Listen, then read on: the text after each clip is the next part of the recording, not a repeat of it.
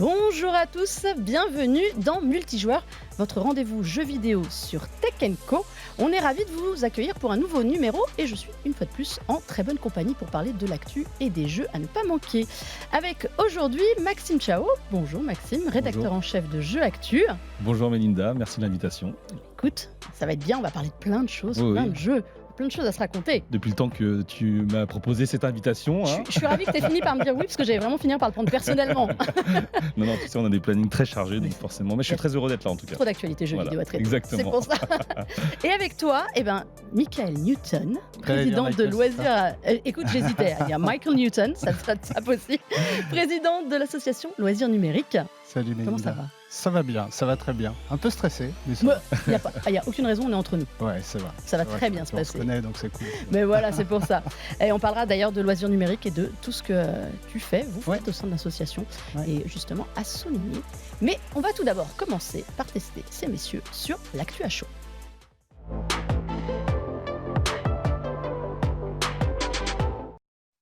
Alors, l'actualité est un petit peu calme. On a encore parlé d'Activision, Xbox et tout cette semaine, mais je vous fais l'impasse là-dessus. On aura largement le temps d'en reparler de cette affaire, c'est parti pour des années. En revanche, messieurs, saviez-vous qu'il existait un Hall of Fame du jeu vidéo ? Alors, je l'ai appris récemment, effectivement, mais oui, c'est bien que ce genre d'initiative existe aussi pour le jeu vidéo, parce que c'est aussi un art qui compte aujourd'hui de plus en plus. Donc oui, moi je suis très content que je crois qu'il y a des nouveaux jeux qui sont rentrés, c'est ça. Exactement. Donc c'est à Rochester, dans l'État de New York, aux États-Unis, et il y a 4 jeux qui viennent de rentrer là-dedans, et notamment des jeux. Vous allez voir, je vais vous donner la liste, vous allez me dire, on n'est pas étonné. Wii Sport est rentré. Nous avons eu aussi The Last of Us. On est même étonné que ce musée, enfin ce Hall of Fame qui existe depuis 2015, n'ait pas honoré The Last of Us avant.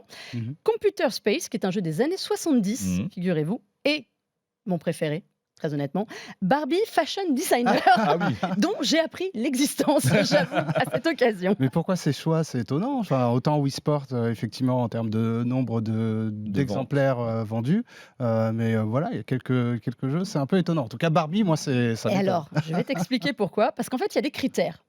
Il y a des jeux qui, chaque année, candidatent depuis 2015 pour rentrer. Alors, c'est exactement comme dans le sport ou dans la musique. Vous pouvez proposer des jeux, les jeux peuvent se proposer eux-mêmes, et derrière, il y a un comité qui élit les heureux entrants au Hall of Fame.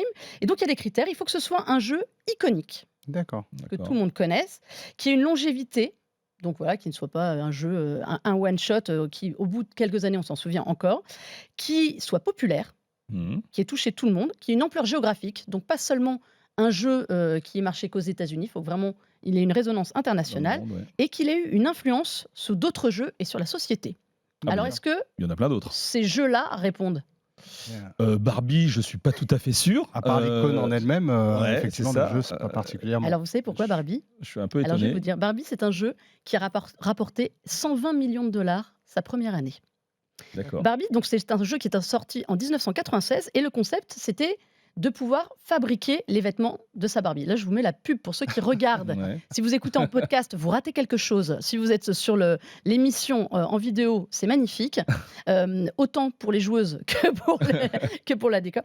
Donc, on concevait ces tenues et vêtements et donc, on pouvait en acheter. C'est un des premiers jeux qui a insufflé les microtransactions. D'accord, c'est pour 120 millions de dollars de bénéfices la première année. Donc on ne rigole pas tant que ça avec Barbie, qui a le sens du commerce jusque sur les consoles. Donc c'est à cause de ce jeu-là qu'on a tous ces microtransactions aujourd'hui. Alors je pense que ça avait démarré, mais ça l'a vraiment popularisé. Wii Sport, on comprend pourquoi. Jeu sorti sur la Wii, où on pouvait jouer au bowling notamment. L'un des jeux les plus vendus parce qu'il était en bundle avec la Wii, justement, lorsque c'est sorti en 2006. Je ne sais plus exactement le nombre, mais je crois qu'on est aux alentours de 150 millions. Quelque chose comme ça, complètement fou. Mais voilà. Et c'était surtout, il profitait de la Wiimote. C'est peut-être plus la Wiimote qui a révolutionné le jeu vidéo plus que Wii Sport, mais Wii Sport en était la meilleure expression. Le motion gaming, absolument, qui a été très à la mode pendant un certain temps et puis qui a un peu passé de mode maintenant. Oui, et puis ça avait mis en tout cas nos parents aux jeux vidéo et effectivement, en tout que tous les âges, puisqu'on se souvient même des seniors qui continuent aujourd'hui à faire des compétitions sur Wii Sport. Fameuses. Alors, dans ce Hall of Fame, il y a quand même beaucoup de jeux. Je vais vous citer GTA 3. Normal. Civilization. Zelda, donc le premier The Legend of Zelda, mais aussi Ocarina of Time. Ouais, On a The Oregon Trail, mais la version 1971. d'accord. Donc pour ça, les Sims, Sonic, Space Invaders, on a du Final Fantasy VII, évidemment, Animal Crossing et Mhm. des jeux comme Street Fighter ou Mortal Kombat. Ah, ça me plaît. Super Mario, j'ai oublié Super Mario, évidemment. Évidemment que Mhm. Super Mario y est en multi. Et le solitaire. Parce Ah qu'il y a oui, aussi oui, d'autres oui, jeux. oui, oui. Figurez-vous qu'il y a quand même des super recalés dans ce jeu. Par exemple, Angry Birds D'accord. n'y est Ouais. pas. FIFA postule depuis 2015 et n'y est toujours pas. Hmm. Il y a Call of Duty 4 Modern Warfare qui cette année s'est présenté et a été recalé. Ouais. Donc il y a quand même des gros absents. Il y a Tetris. Est-ce qu'il y a des jeux qui pour vous devraient y être? Bah, tu viens de le dire, Tetris, par exemple, moi, devrait Alors, faire. Tetris y est. Ah, il y est, Y est, d'accord. pardon, D'accord, c'est moi qui pardon. l'ai oublié. D'accord, Tetris y est, donc c'est normal. On a parlé de GTA 3, c'est aussi l'un des premiers open world, donc forcément il y est. En parlant de ça, on a parlé de Zelda. Je pense que Breath of the Wild devrait aussi avoir sa place parce qu'il a révolutionné justement les jeux à monde ouvert. On a également, bah, tu l'as dit, il y avait The Last of Us. Minecraft y est aussi. Ouais. Minecraft de ce côté. aussi, ouais. Ouais, moi, je pense qu'il manque des jeux comme Doom, par exemple. Alors, Tu est-ce l'as que pas cité, Doom, est-ce celui-ci. que Doom y est? Alors, je ne sais pas. Il y a Ouais. une trentaine de jeux. Ouais. Je crois que Doom y est. Je ne D'accord. vais pas te dire de bêtises. Halo D'accord. y est. D'accord. Dans les absents, il y a vraiment FIFA. Ouais. Ouais. Pour le coup, sur les Ouais. jeux. Ouais. On ne trouve pas de God of War non plus, encore. Mm. Mais est-ce que c'est un jeu qui révolutionne? C'est un jeu qui marche très bien, mais est-ce que c'est un jeu qui révolutionne? Pas foncièrement, effectivement. Non. Ça reprend des codes qui existent déjà. Ça a révolutionné la série en elle-même, mais pas forcément le jeu vidéo. Mais, On n'a pas de jeu, par exemple, de course. Il Oui, n'y a c'est pas de vrai. jeu de Ah oui. sport. C'est vrai qu'un Gran Turismo, ce serait super. Enfin, Gran Turismo, pour le coup, a vraiment révolutionné le jeu de course automobile, en tout lorsque cas. c'était sorti Et- sur PlayStation. Ouais, Absolument. absolument. Et effectivement, il a fait rentrer le jeu vidéo dans l'ère 3D. Il y en a eu d'autres avant. Ridge Il y a Racer. de Ridge Racer, effectivement. Mais celui-ci a rendu sympa, ne serait-ce que des replays, ne serait-ce que d'avoir des modèles qui ressemblent à ceux dans la réalité. Gran Turismo, ce serait génial, en effet. Ouais. Alors, je m'excuse, j'ai dit une bêtise. Il y a un Madden Football. Ah, C'est pas le jeu. Ouais. Alors pour moi, pour la résonance internationale, en revanche, il n'y est pas du tout. on n'y est pas du tout. Hein. On est d'accord. Donc je vous encourage à aller voir. Donc c'est très très drôle ce classement. Il y a une trentaine de jeux. Il y a Flight Simulator, mais la version 1982, Ce qui est la normal. première de Microsoft, qui n'est pas la première Ouais. Flight Simulator, rappelons-le. C'est donc, si vous voulez aller le voir en physique, c'est au Strong National Museum of Play de Rochester, dans l'État de New York. C'est un peu au milieu de nulle part, il faut quand même l'avouer. Faut vraiment faire un pèlerinage pour y aller et se dire. Je veux aller voir ce que c'est. Ah, mais c'est presque tentant. Mais bon, il y a plein de jeux, il y a une certaine créativité du jeu vidéo, au moins qui s'exprime, c'est déjà ça. Bien, ouais. Parlons créativité de jeux vidéo. Je voudrais, Michael, qu'avec toi, on parle de la bourse jeux vidéo, Oui. qui est portée par l'association Loisirs Numériques. Déjà, présente-nous ton association. Alors, l'association Loisirs Numériques, elle a été lancée en 2010. On l'a lancée avec 2 amis. L'idée, c'était de faire du jeu vidéo un espace d'expression, que tout le monde puisse s'amuser, c'est-à-dire autant les parents que les enfants, et surtout qu'on puisse aussi apporter notre pierre à l'édifice sur la question de la diversité dans le secteur du jeu vidéo. C'est-à-dire que quand on faisait des tournois, c'était des tournois plutôt rigolos où on faisait gagner des paquets de gâteaux, par exemple. Donc, on prenait l'e-sport et on se disait, tiens, comment casser les codes? Et puis, on a fait également les premiers événements caritatifs autour du jeu vidéo, avec un événement comme le Desert Bus de l'Espoir, auquel tu as participé. J'ai participé et je n'ai pas planté le bus. Donc, effectivement, on doit conduire un bus dans le désert avec rien autour. Mais le but, c'est justement de motiver les internautes qui regardent à donner pour la bonne cause, donc en l'occurrence l'association Petit Prince, donc qui aide à réaliser le rêve des enfants. Et donc voilà, on essaye de hacker le principe du jeu vidéo pour le rendre encore plus sympa que ce qu'il est déjà. Tu trouves que ça manque de créativité et de diversité dans le jeu vidéo? Ah oui, Il y a quelque absolument. chose qui manque? Pourquoi? Oui, le jeu vidéo est connu comme un milieu très masculin, même si c'est pas le cas du côté des joueurs et des joueuses, c'est quand même 50-50 joueurs et joueuses, mais au niveau de la création des jeux, c'est quand même très masculin, ça reste quand même assez bourgeois aussi, donc quand on parle des écoles de jeux vidéo, ce sont des écoles payantes, et c'est en ce sens qu'on a lancé en 2020, j'allais dire 2010, 2020, cette bourse de jeux vidéo qui permet en gros d'apporter un complément à des étudiants qui se lancent dans le secteur, donc via des écoles privées la plupart du temps, puisqu'il existe des parcours publics, mais qui ne sont pas assez nombreux. Il doit y avoir 5 ou 6 parcours là où les écoles privées pullulent. Et c'est un moyen de rééquilibrer justement cette équité et de donner la chance à ceux qui n'ont pas forcément beaucoup les moyens. Et puis aussi, d'améliorer la représentation, justement la mixité homme-femme, les représentations de genre, d'aller aussi beaucoup plus loin en termes d'histoire et d'aider certains étudiants justement pour toujours dans cette logique d'équité, d'avoir des mentors, d'avoir justement des personnes qui encadrent ces jeunes-là jusqu'à leur premier emploi. Donc c'est vraiment tout l'intérêt du projet. Alors, pour ceux qui nous regardent ou qui nous écoutent et qui seraient intéressés justement, comment ça se passe? Alors, c'est sur candidature. On a un site internet qui est boursejv.com. Et donc, c'est sur dossier. Donc, chacun peut postuler, présenter son dossier. Et ensuite, on le regarde. On a un entretien avec justement certains jeunes avec lesquels on a justement détecté ce potentiel d'être, pourquoi pas, des modèles de demain, inspirants pour les jeunes de demain. Et puis, donc, on en retient entre 5 à 8 par an. Donc, on accompagne jusqu'à la fin de leurs études, comme je disais. Et donc, les candidatures viennent de se terminer, là, le 15 mai. Cette fois-ci, on va lancer une game jam. Donc c'est ce qu'on voyait juste derrière, donc la BJV Game Jam, donc qui reprend, en gros, ce sont des équipes. Une game jam, c'est un concours de Voilà, création de jeux. explique pour ceux qui ne Oui. connaîtraient pas ce qu'est une Ouais. game jam exactement. Oui, c'est un concours de création de jeux. Alors, dans la tech, on parle souvent de hackathon, par exemple, où on a une problématique et on y apporte pendant un moment, pendant un week-end, par exemple, notre jus de cerveau pour pouvoir créer des nouvelles idées, des nouvelles initiatives. Et une game jam, c'est la même logique. On a un thème, en l'occurrence pour la nôtre, c'est le partage. Et donc, pendant tout le week-end qui arrive, le week-end Donc du c'est 19 mai, du 19 au 21 mai. ouais, absolument, où on va aussi monter une émission Twitch. Donc, on aura des équipes d'étudiants avec quelques professionnels également qui vont, sur le thème du partage, créer leurs propres expériences, leurs propres jeux que l'on mettra sur le site itch.io, donc qui est un site où on met en général des petits jeux, des expériences ou des jeux indépendants la plupart du temps. Et donc, chaque année, on fait ce concours avec nos étudiants boursiers et avec des professionnels. Et donc, c'est vraiment le moyen de pouvoir se faire un nom, commencer à rencontrer des gens du secteur et puis s'entraîner tout simplement et sans pour autant avoir un esprit de compétition. L'idée, c'est que tout le monde puisse s'entraider et aller plus loin dans ses compétences. C'est facile d'amener les gens de l'industrie du jeu vidéo sur des projets pareils?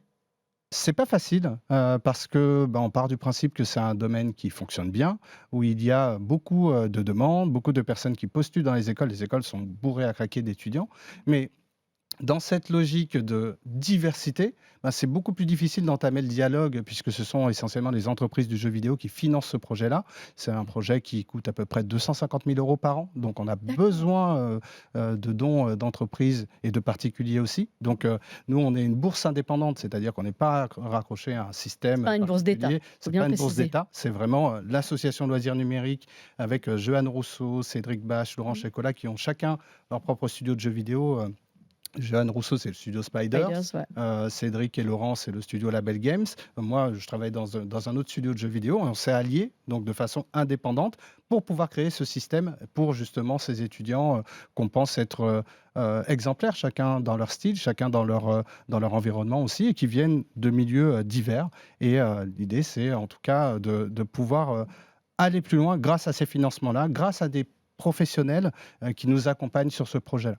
Alors pour tous ceux qui seraient intéressés, tu rappelles l'adresse du site pour candidater, pour déposer son dossier pour l'année Ouais, prochaine? pour l'année prochaine, pour le coup. Donc, boursejv.com. Même si vous tapez bourse jeux vidéo sur Google, vous tomberez dessus. Et donc, vous verrez tous les détails du dispositif avec les partenaires, avec la façon dont on avance justement avec ces jeunes. Et donc, on met à chaque fois un rapport annuel qui montre la progression de l'initiative. Et on accompagne aujourd'hui une vingtaine de jeunes et on est vraiment très, très fiers de ce qu'ils deviennent. Et puis, on a hâte de voir leur premier jeu. Bon, bah, c'est chouette, hein, c'est une chouette opération. T'en penses quoi, Maxime? Je trouve ça génial parce que c'est typiquement le genre de choses que j'aurais aimé avoir quand j'étais plus jeune. Parce que moi, pareil, à l'âge de mes 19-20 ans, je savais pas trop si je voulais me diriger dans la programmation de jeux vidéo ou dans le journalisme. Et on n'avait pas toutes ces aides, en fait. Et c'était pas du tout encadré. Je trouve ça vraiment génial aujourd'hui que ça se développe. Et comme tu le dis, pas forcément, effectivement, passer par des écoles qui sont privées, qui sont assez onéreuses. Ouais. Mais pour que tout le monde puisse effectivement arriver, en tout cas, à faire quelque chose avec le jeu vidéo si c'est une passion qu'on a en soi et qu'on a envie de faire. Ouais. Oui, absolument. Et puis moi, quand j'étais plus jeune, moi, comme toi, hein, pareil, je réfléchissais à mon parcours. À l'époque, il n'y avait pas forcément d'école de jeux vidéo. Là, le fait que justement, il y ait cette diversité en termes d'école, c'est de pouvoir les guider justement, mais idéalement même avant le bac, de pouvoir justement montrer aux jeunes filles qu'il y a des métiers dans ce domaine-là. Et puis on parle de création de jeux vidéo, donc c'est Il y a énormément de Il y a métiers. une variété de métiers Ça, il faut de le rappeler, dingue, quoi. voilà. C'est une bourse qui s'adresse, quel que soit le métier que vous voulez faire Absolument. derrière ou l'orientation que vous voulez avoir dans vos études. C'est ça, donc que ce soit game designer, que ce soit artiste, faire de la musique dans le jeu vidéo, faire même du doublage. Il y a plein de métiers autour du jeu vidéo, du marketing, de la production.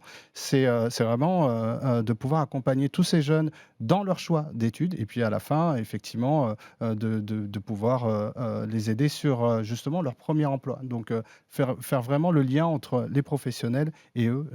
Et je pense qu'on y arrive bien. En tout cas, on est très très fiers de ce qui se C'est passe. un chouette projet. Merci beaucoup. Bah ouais. Bon, mais pour rebondir, donc il y aura peut-être beaucoup plus de développeurs et développeuses de jeux vidéo et ils arriveront sans doute sur 2 produits qui, eux aussi, arrivent en ce moment. Ça fait partie de l'actualité. Vous l'avez pas du tout vu venir, hein, mon passage de... Belle transition. Oh, la transition. Voilà, je vous présente 2 consoles qui arrivent très prochainement. Enfin, celle-là, la Logitech G Cloud qui est disponible. Je vous donne les prix tout de suite, comme ça vous saurez. 350 €. D'accord. Et la Asus ROG Ally, qu'on avait déjà montré dans l'émission, qui va arriver le 13 juin. Et on a désormais un prix. Ce sera 800 €. Ah oui. Voilà, c'est le marché. Alors, la Switch qui cartonne, comme c'est pas permis, encore plus avec le nouveau Zelda, a démocratisé un nouveau marché qui est le marché des consoles portables, mais avec ses propres jeux. Arrive sur le marché donc des consoles qui sont plutôt des consoles miniaturisation de PC. Celle-là pour le cloud gaming. Ouais. Vous en pensez quoi, Maxime? C'est quoi Est-ce que c'est un marché prometteur ou pas? Alors, c'est effectivement un marché sur lequel beaucoup de fabricants peuvent se positionner parce que c'est vrai que depuis l'arrêt, si tu veux, de la 3DS, c'est la Switch, évidemment, la Nintendo Switch qui a pris le relais. Et donc, il y a vraiment un marché à prendre. Est-ce que à ce tel prix, qui est quand même, on n'est pas loin de 800 €, donc c'est plus cher qu'une console de nouvelle génération, plus cher qu'une PS5, une Xbox Series, est-ce que le grand public va y aller? Je ne pense pas. C'est pour les joueurs PC. C'est vrai qu'ils visent quand même les joueurs PC. Pour un marché de niche, il existe de toute façon. Il y a possibilité de faire effectivement pas mal de choses sur ce marché niche. On voit que le Steam Deck a vendu plus d'1 million d'exemplaires, donc le public est là. Mais est-ce que ça va toucher le grand public? Je ne sais pas. En tout cas, ils peuvent tenter, ça c'est sûr. Mais c'est vrai qu'il y a une place à prendre parce que le marché des consoles portables vraiment a périclité. Sony a abandonné. Nintendo, rappelle-toi au tout départ, la Nintendo Switch, c'était la console de salon qu'on pouvait emmener. Ils ne le vendaient pas comme une console portable parce qu'ils ne voulaient pas cannibaliser sur les ventes de la 3DS lorsqu'elle était encore sur le marché. Et aujourd'hui, c'est vrai qu'à part la Switch, il n'y a pas d'autres propositions. Donc c'est intéressant effectivement d'avoir ces nouveaux concurrents qui arrivent. Ça t'intéresse toi ou pas, Michael? Moi, ça ne me parle pas du tout. C'est vrai que moi j'ai une Switch et j'y joue seulement en mode docké, donc à la maison devant l'écran de télévision. Je suis très étonné. Moi, je ne les connaissais pas ces machines-là. Donc, tu n'es pas joueur PC peut-être. C'est pour ça aussi. Si, je suis joueur PC, mais pas nomade. Pas en mobilité. Voilà, pas nomade. Donc c'est vraiment à la maison. Pour autant, et effectivement, même la Switch, qui est pourtant assez versatile, je reste quand même attaché au jeu version salon. Et c'est vrai que je trouve ça étonnant. Le prix est pour moi beaucoup trop cher. Alors, pour revenir sur la ROG Ally, c'est un très bon produit. C'est vraiment pour vos jeux PC, les amener en mobilité. Ce qui est un peu le problème, on ne se balade pas avec son ordinateur sous le bras pour jouer. Donc, l'idée est louable. C'était celle du Steam Deck. C'est le Steam Deck qui a ouvert la voie. Il y a Neo aussi qui a inondé le marché avec plein de consoles. Est-ce qu'il n'y a justement pas trop d'acteurs pour finalement si peu de ventes? Il y a un des acteurs, je ne sais pas si tu en as déjà parlé, mais effectivement, je pense à la Playdate, qui est une console assez particulière. C'est rigolo, la Playdate. C'est une petite console avec une manivelle sur le côté. Et moi, j'adore plutôt ces curiosités-là, c'est-à-dire des appareils portables qui, pour le coup, ont ce petit truc en plus. Avec son propre catalogue de jeux. Absolument, c'est ça. Et puis en noir et blanc, comme la première Game Boy. Quand même. Absolument, mais ça me parle parce que c'est, encore une fois, un matériel atypique que tu ne trouveras pas ailleurs. Là, si c'est pour retrouver le jeu PC sur un autre support, pourquoi pas? Mais moi, ça me parle un petit peu moins. Après, je me demande si, effectivement, je pense que les consoles portables, aujourd'hui, sont vraiment très ciblées enfants. C'est-à-dire que si aujourd'hui, la Nintendo Switch est un véritable carton, c'est évidemment pour le côté hybride, mais c'est aussi très familial. C'est-à-dire que on achète essentiellement une Nintendo Switch pour les enfants, parce qu'évidemment, il y a toute la philosophie Nintendo qui va avec les jeux qui vont avec, l'exclusivité qui vont avec. Là, on est sur, effectivement, un ordinateur qui est portatif, donc avec des jeux qui existent déjà sur... c'est une cible plus haut de gamme, c'est ça, plus haut de gamme, beaucoup plus adulte. Est-ce que les adultes sont vraiment dans le côté nomade, comme tu l'as dit Michael, toi, tu as un parfait exemple, ou même moi, c'est pareil. pareil, ma Switch, je la joue que en docké. Mes enfants, ils ne jouent que en mode portable. Parfois, je leur dis, tu devrais la brancher sur la télé, tu auras un meilleur écran plus grand. Ils font, ah, non, moi, je veux être en portable. Je pense qu'il y a vraiment une différence de génération, en tout cas, sur l'utilisation de ces appareils. Et effectivement, s'ils veulent viser le grand public, il faut qu'ils visent surtout la famille et les enfants. Alors, que ce soit le Steam Deck ou la ROG, tu peux les brancher sur un écran ou sur une télé. Oui. Mais c'est sûr que ça reste des PC, donc il faut avoir son catalogue Steam ou Epic ou GOG ou autre, ou PC autre. Tu crois moins à la Logitech G-Cloud, qui est vraiment tournée cloud gaming? Non, pas forcément. Moi, c'est pas que j'y crois pas, c'est Pour le qu'en fait, coup, il il faut une connexion permanente. Oui, voilà, il faut une Pas connexion l'autre. permanente. C'est-à-dire que les enfants n'auront pas forcément accès à ce genre, effectivement, de technologie parce qu'on surveille, parce qu'on les laisse pas forcément se connecter à tout et n'importe quoi. Évidemment, chacun voit midi à sa porte en termes d'éducation, mais je pense qu'il y a un marché. Pas forcément celui du très très grand public, mais pour des joueurs initiés, oui, je pense qu'il y a une place à prendre. Ça, je suis tout à fait d'accord. Maintenant, voilà, ça dépend où ils vont se placer en termes de fabricants. Je pense que c'est là où ça va se jouer en fait. C'est là que ça va jouer. C'est vrai que les prix peuvent être un peu rédhibitoires. C'est quand même un marché que les experts annoncent potentiellement à 50 milliards de dollars en 2027. Je ne suis pas sûr que ce soit pour l'Europe principalement. Ça marche beaucoup aux États-Unis et en Asie. Oui, absolument. Et puis quand tu parlais effectivement du Steam Deck à 1 million d'exemplaires, par rapport à une Switch ou les chiffres de Game Boy à l'époque, c'est vraiment, on est très très bas. On a un rapport de 1%, plus ou moins. C'est ça, Et ça me rappelle un petit peu le marché de la VR où on voit effectivement beaucoup de potentiel et que finalement le public ne répond pas. On voit ce qui s'est passé avec le PlayStation VR 2 où ils ont du mal vraiment à faire décoller les ventes. On est sur des marchés de niche et je pense encore une fois, c'est le prix qui va décider.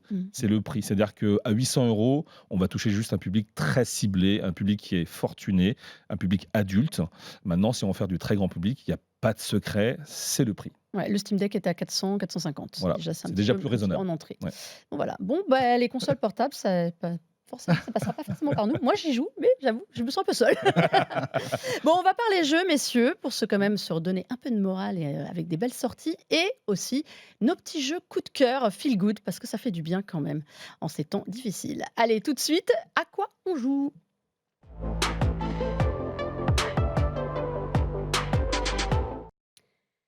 Bon, on va passer vite sur la sortie de la semaine. Enfin, pas vite non, parce que je l'ai testé. Jeu familial, inspiré très très fortement de Mario Kart. Je vais parler de Lego 2K Drive, qui est un jeu Lego, comme son nom l'indique, dans lequel vous conduisez des voitures que vous pouvez faire vous-même. Il y a vraiment l'esprit Lego construction. J'ai pu y jouer un petit peu. Alors, c'est vraiment le mélange de courses. Vous êtes en monde ouvert. Ça, c'est quand même assez drôle dans ce jeu. C'est complètement foutraque, comme tous les jeux Lego qu'on connaît.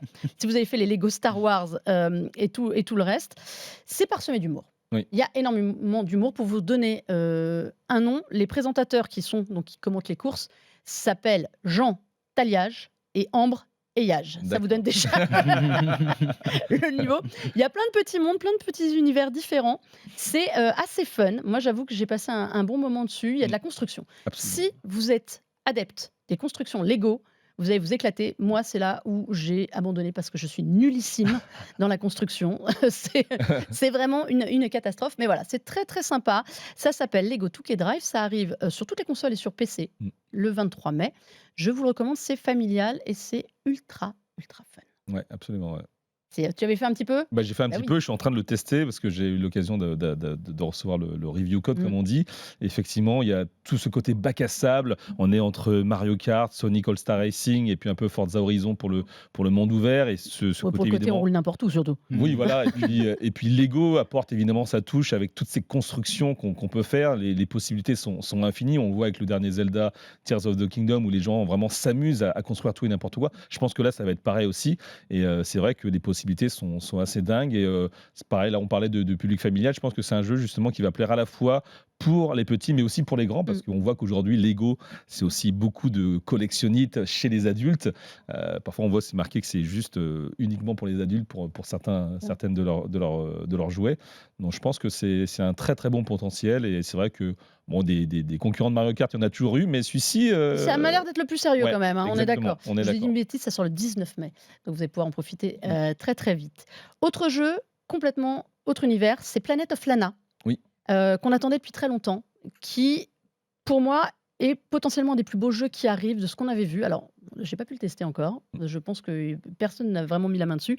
Il y a ce côté dessiné à la main qui est vraiment somptueux. L'histoire de Lana et donc de son petit compagnon Mui qui se balade. Donc c'est très cinématographique de ce qu'on avait vu les premières fois où on a pu le tester.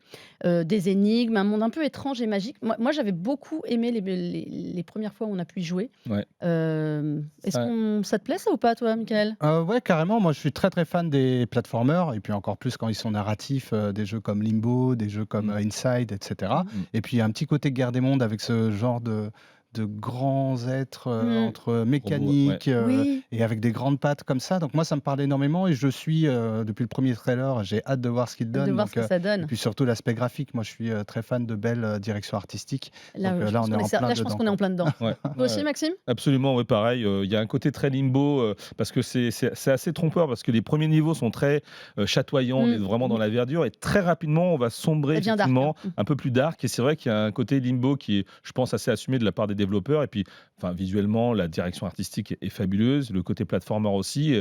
Il y a une histoire aussi qui est racontée, qui est assez narrative. Donc, ouais, moi, ça fait partie des jeux que j'attends. Je crois que ça sort sur PC et Xbox, c'est ça. Ouais, voilà, ce sera dans le Game Pass aussi. Donc, voilà, super. 23 mai, pour de vrai celui-là, pardon, je me suis embrouillée tout à l'heure. Pour finir, parce qu'on arrive déjà à la fin, tu voulais nous parler, Michael, de Season. Oui, Voilà, Season, A Later to the Future, qui est Absolument. déjà sorti Oui.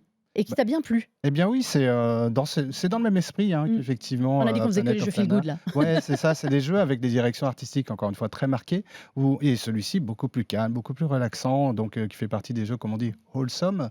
Donc où il n'y a pas énormément d'action en tant que tel, mais le but de ce personnage, donc qui s'appelle Estelle, c'est d'aller prendre des photos, des souvenirs d'un monde qui est en train de disparaître.